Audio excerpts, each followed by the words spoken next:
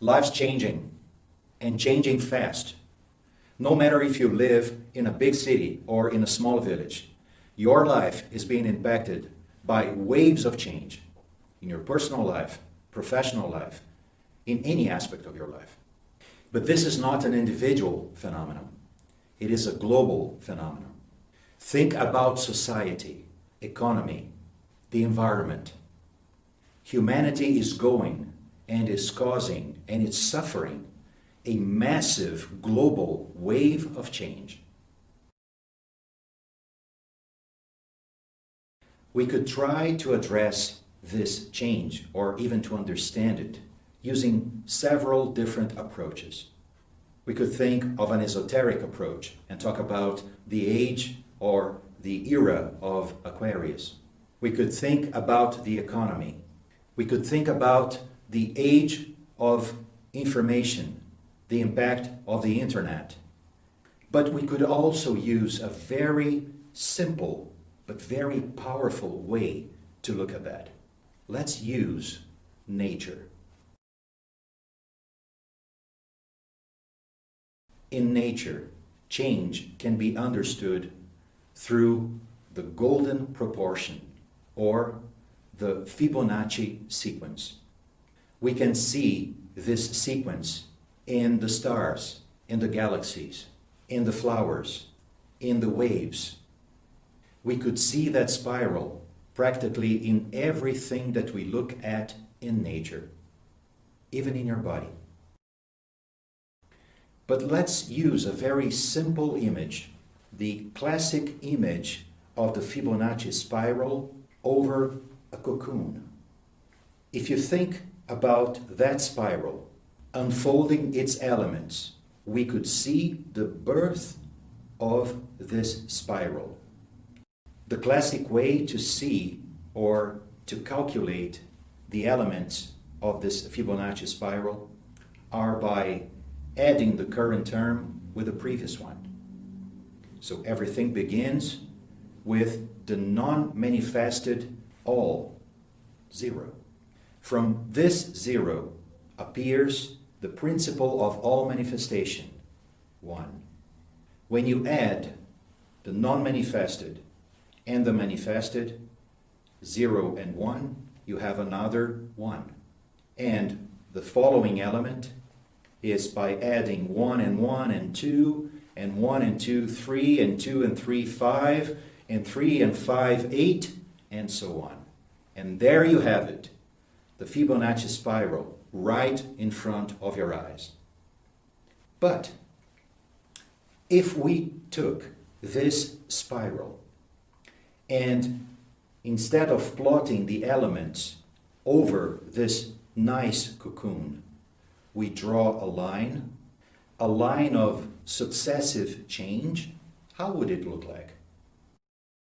So if we think about the decades that we have gone since the major disruption of the last century, the end of the Big War, and we saw the cumulative impact of change, decade over decade, we would have a curve more or less like this. Now imagine that this is only one aspect of your life, your relationships. But let's think about your profession. Let's think about the environmental change. Let's think about the waves of information that impact you in every second. So if we combined all those exponential curves, what image would we have? That line, that combined line of change would look more or less like this. This is the true meaning of the classic intersection of the cross. The cross is not a religious symbol. The cross means the crisis of the consciousness when it reaches its tipping point, its turning point. We are reaching that tipping point collectively, globally, as the entire humanity. So collectively, we are in front of this big wall, this big contrast between our day-to-day horizontal life and a totally new vertical dimension of a new state of consciousness and life that is coming upon us like a huge tsunami, the tsunami of the change of consciousness.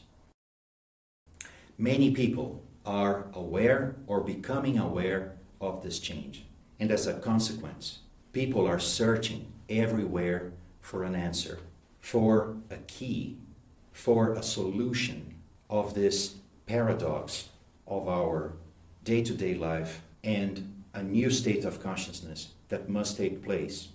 People are desperately looking for an answer, outside, inside, in traditional ways, in new innovative ways through technology.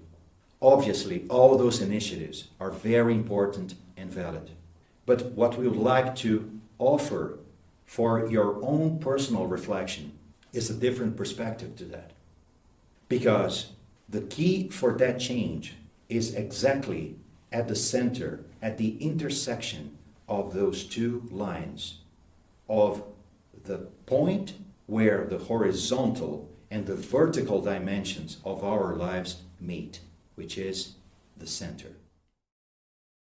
In the center of the human consciousness lies a totally different principle, lies a universal principle, a universal key, a source of totally new answers.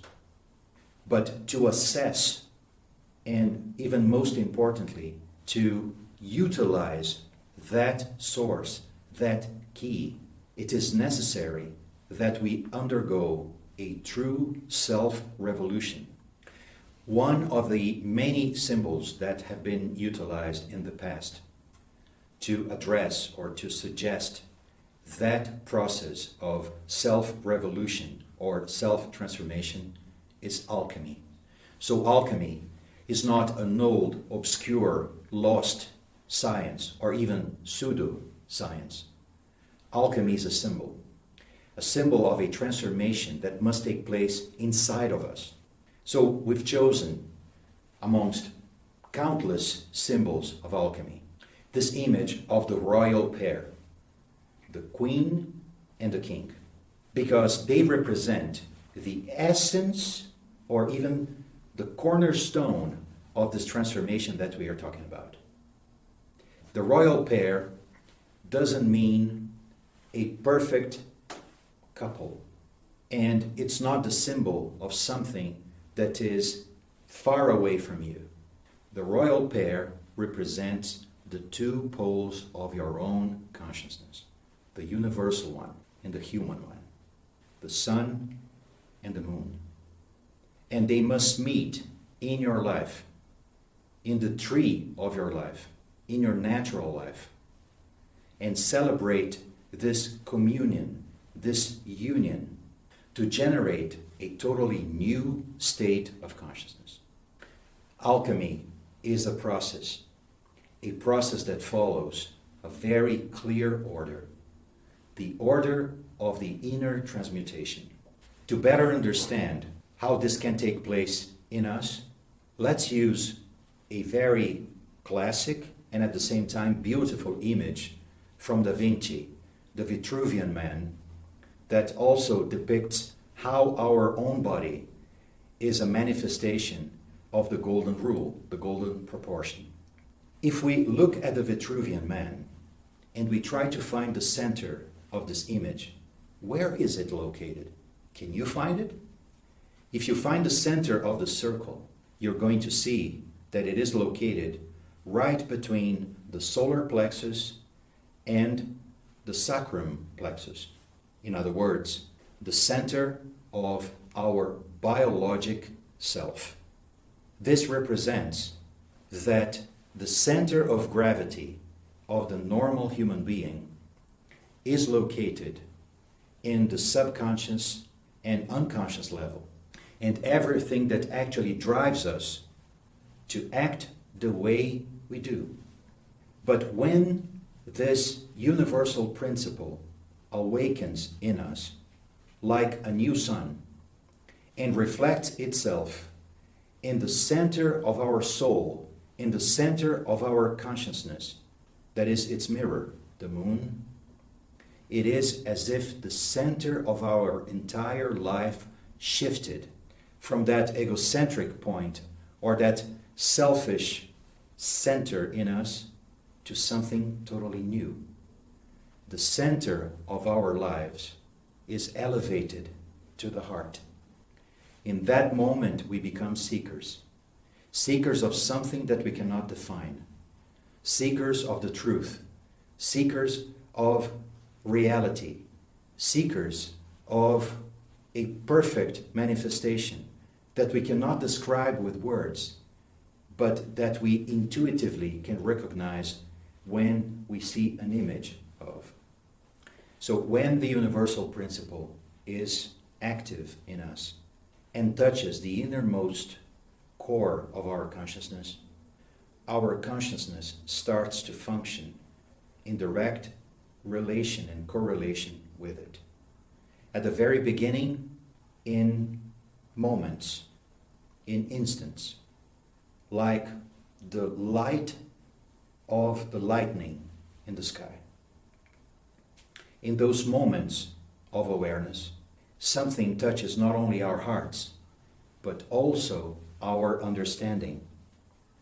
So areas of our brain that are dormant and cannot become active through the intervention of our normal egocentric state of consciousness are touched, and they start to gradually become awakened, like a pre-existing consciousness, like a pre-existing memory of something that is very deep in us as the archetype of our own true consciousness.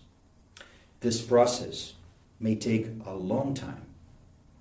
This process may be like lives and lives, living with a series of insights.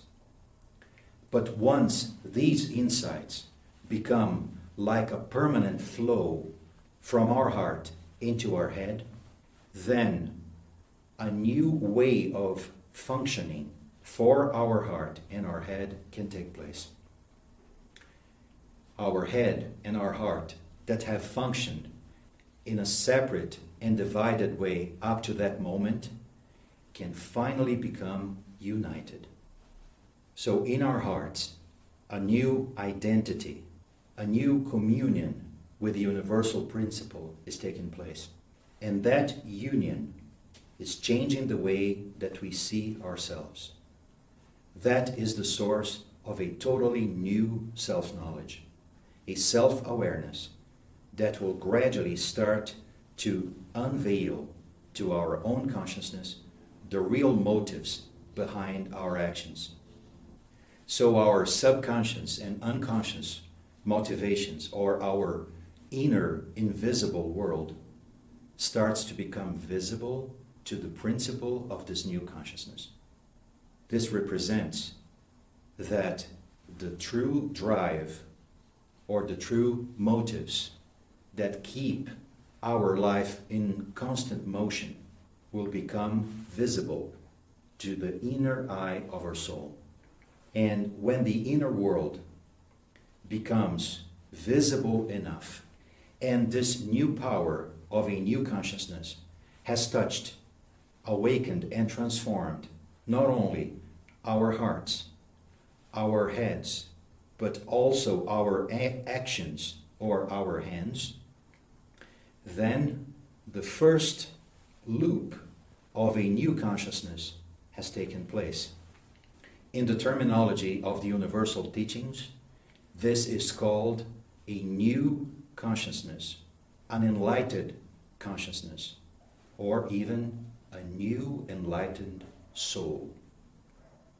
It is not a coincidence that it represents a flow of energy, a new flow of energy that circulates through our sympathetic and parasympathetic systems. But it also represents the lemniscata, the symbol of eternity, the symbol of a new awareness that is taking place in us. That new awareness, that new consciousness can then finally become united organically with the universal principle of the micro-universe, the microcosm, where it lives. This principle is not only the point at the center, but the manifestation field, the universal manifestation field that we live in, the universal sphere of the microcosm. That universal aspect, the spirit itself, the highest power of ideation in the entire universe, can finally become united with the structure of the consciousness. And by becoming united with the central pillar of our serpent fire system, it then transforms not only the consciousness into a universal spiritual consciousness or a spirit-soul consciousness, but also modifies, transmutes, alchemically transmutes the four vehicles of manifestation of the soul, the four bodies of our personality: mental, astral, etheric, and physical. That is the meaning of the sublime symbol of the caduceus of Hermes, of the staff of Hermes. It is the meaning of the organic transformation that can take place in us. This new consciousness that generates a new state of life is the key of the transformation that is required from each one of us today. That self-revolution is the only way that we can unite our lives with this vertical dimension of a massive global change. If we don't go through this transformation individually, we cannot become true agents of change in the world, because we'll be trying to repeat with our egocentric consciousness the old patterns, the old solutions for totally new questions. The future cannot be a repetition of the past. The future must be born from the eternal present that lies within us. That is the key. That is the path, the inner path, the spiritual path, that every seeker of the truth must go through. That is the path that lies in front of us since the dawn of times. The path that all spiritual schools present to the seekers. That path is not a dream. That path is a reality. And that path is also the message and the proposal of the modern spiritual school of the Golden Rosy Cross.